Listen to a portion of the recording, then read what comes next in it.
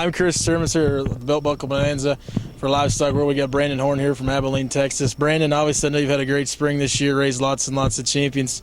If you don't mind, can you give us a quick rundown of some of those major champions that your program was fortunate enough to produce this year? Oh, yes, sir. We were fortunate enough to raise the Grand Steer. We actually bred him, the Grand Steer, at Fort Worth. He was a heat wave out of our 419 donor. Our solid gold bull raised the sired the Grand Steer in San Angelo out of the same cow, 419. We were fortunate enough to also have the Grand Steer in San Antonio. He was a heat wave on a new young donor. He was a solid gold on a new young donor of ours, and she would be a black cow that raised a silver calf. And we also bred the reserve Grand at Houston, and he was a solid gold. The Grand also was a solid gold that was not bred by us, but he was sired by solid gold, so we had a really awesome year. Certainly, obviously, I know you probably won't give all your trade secrets away, but as far as solid gold is concerned, it seems to be a bull that works extremely well down here in the Southwest and certainly all over the country. What's he work best on? If you had to give some insight on how to use that bull to make cattle that'll certainly be all successful like they've been for you. Well, what I normally tell people when they call, and I don't want anybody to take this the wrong way or very arrogant at all, just make sure your cow's in heat mainly. You know, a good standing, firm heat's kind of just what we look for. No, on a serious note, I like to breed him to a cow that has just a shot of quinine in her, a little smooth-shouldered, neat-necked, with some stifle and some quarter. He'll put a big bone, square hip, and awful neat look, and usually make their feet and legs perfect.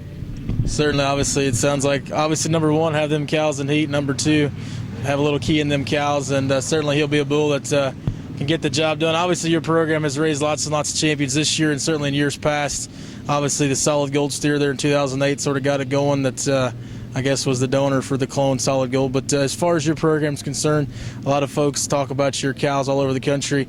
As far as your program's concerned, like I said, you probably won't give away all your secrets, but when you're putting together your donor battery, what do you look for as far as the cows that work best for you and so forth, and how you like to try to make those mating decisions to raise all these major champions? Well, I normally like to start with a genetic base that I tried to put together over the last 10 years.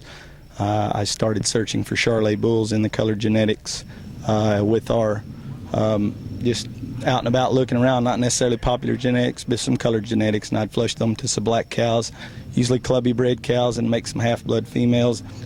I would have people tell me, I want to sell them as high as you, I want to do some things you, and I said, well, I was giving the steer mates away to a lot of my donor females for $1,500, $1,000, $1,250, $2,000, $2,500, 7, 8, 10, 12 years ago.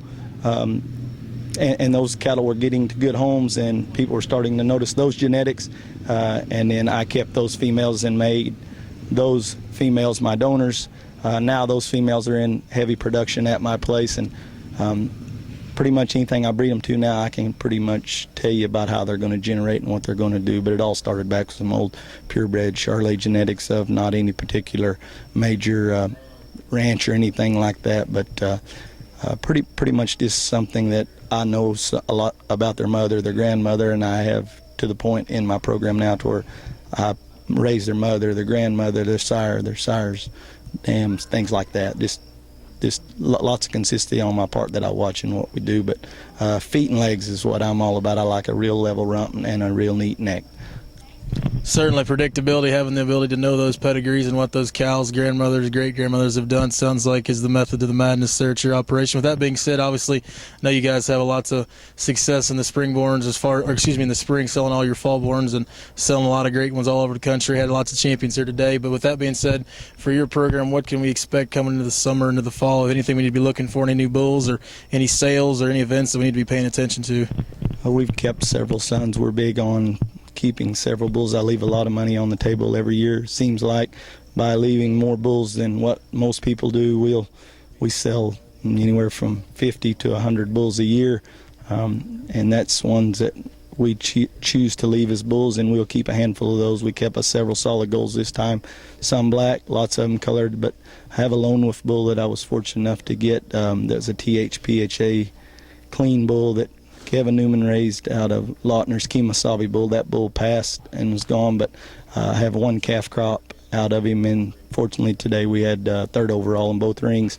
But I've kept a bull that is, I call him Texas Ranger, that is TH and PHA clean, and that bull looks like he might be very promising for us for my program. I'm trying to make my black cattle as competitive as my Charolais cattle, and to where we can maybe try to stay it on both sides of the river there, Oklahoma, Texas, and even head further into the north and try to get some more guys interested in our cattle further in the north. So anyway, we've kept several solid gold sons this time, and this bull we call Texas Ranger. It's a young August calf coming yearling. We're excited about him. He's TH and PHA clean. He's bred just like this calf that was third overall in both rings today. So I guess will you guys have semen available on him in the future? yeah, that's our plan. You know, with these marketing plans where everybody comes up with now, you know, who knows? We got to get it before we're going to decide if we're going to sell it.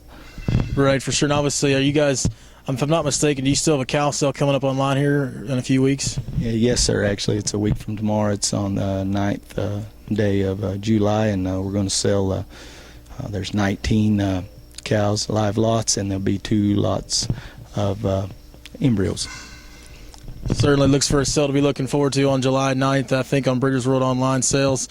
So definitely check that out. Brandon Horn, once again, thanks for your time. Certainly a guy that's been getting the job done down here in Texas. Raced practically all the major champions this year had calves that were sired by his bulls. So once again, thanks to Brandon Horn. Be sure to check out his sale on July 9th. Look for that up-and-coming bull, Texas Ranger, that'll be available this fall. And don't forget the bull that's certainly getting the job done, Solid Gold. Once again, thanks to Brandon Horn. I'm Chris Cheremis for Livestock World here at the Belt Buckle Bonanza.